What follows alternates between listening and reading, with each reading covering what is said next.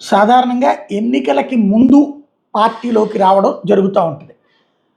ఒక ఏడాది ముందే క్రిందటిసారి కోటరెడ్డి వెళ్ళిపోవడం కావచ్చు, లేకపోతే ఆవిడ శ్రీదేవి వెళ్ళిపోవడం కావచ్చు, ఇట్లాంటివి కొన్ని జరిగినాయి. రఘురామకృష్ణరాజు మాత్రం 6 నెలలకే లేదా టోటల్‌గా ఏడాదికి అనుకుంటా వెళ్ళిపోయారు అప్పుడు వైసీపీ నుంచి.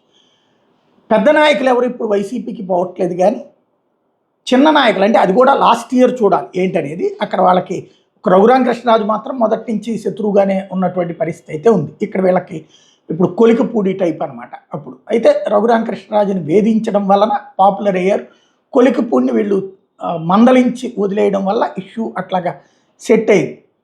అయితే కొంతమంది తెలుగుదేశం నాయకులు కొన్ని కొన్ని ఏరియాల్లో 3 ఏళ్ల ముందు ఎందుకు వచ్చేస్తున్నారు వైసీపీకి అనేది పార్టీ తేల్చుకోవాల్సి ఉంది. రేపల్లె వాస్తవం మోపిదేవి నియోజకవర్గం ఆయన వరుసగా ఓడిపోతూ వచ్చినా సరే ఆయనకి ఎమ్మెల్సీను ఎంపీనో ఇచ్చి కాపాడుకుంటూ వచ్చారు జగన్మోహన్ రెడ్డి.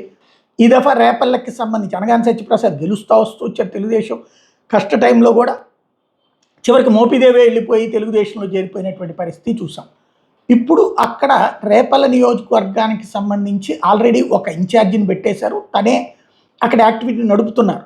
అయితే ఇప్పుడు రేపల్లెకి సంబంధించినటువంటి టీడీపీ నేత కాపు నాయకుడు గూడపాటి శ్రీనివాసరావు వచ్చి వైసీపీలో చేరడం. ఇతను స్పెషల్ ఏంటంటే అనగాని సత్యప్రసాద్ ఇప్పుడు ఏదైతే రాష్ట్ర రెవెన్యూ మంత్రి అనుచరుడుగా రైట్ హ్యాండా లెఫ్ట్ హ్యాండో ఇక ఆ హ్యాండ్లు ఎవరేదైనా చెప్పుకోవచ్చు, తను వచ్చి చేరడం అన్నటువంటి సంచలనం సృష్టిస్తోంది. అదే సందర్భంలో జగన్ స్వయంగా ఆహ్వానించడం గూడపాటి శ్రీనివాసరావుని. తనతో పాటు ఎవరైతే ఆయన సహచరులంతా వైఎస్ఆర్ కాంగ్రెస్ పార్టీలో జాయిన్ అయ్యారో వాళ్ళందరినీ కూడా ఆహ్వానిస్తున్నానని ప్రకటించుకొచ్చారు. జిఎస్ అన్నని గుండెల్లో పెట్టుకుంటాను, అట్లాగే అన్ని రకాలుగా మంచి చేస్తాడని ఖచ్చితంగా నమ్ముతున్నాను, మీరందరూ రావడం కూడా సంతోషం అంటూ నియోజకవర్గంలో చాలా క్లియర్గా ఏదైతే పార్టీ బలపడుతుందని ఆశిస్తున్నాను అన్నటువంటి చెప్పుకొచ్చారు. ఇక్కడ అంబటి రాంబాబు, పేర్ని నాని, అట్లాగే Nagarjuna, MP PV Mithun Reddy, MP Nandigam Suresh, Repalle నియోజకవర్గం పార్టీ ఇన్ఛార్జి పీట నాగమోహన కృష్ణ కూడా అటెండ్ అయ్యారు. రేపల్లె నియోజకవర్గం ఇన్ఛార్జి కూడా అతని సమక్షంలో చేరారు.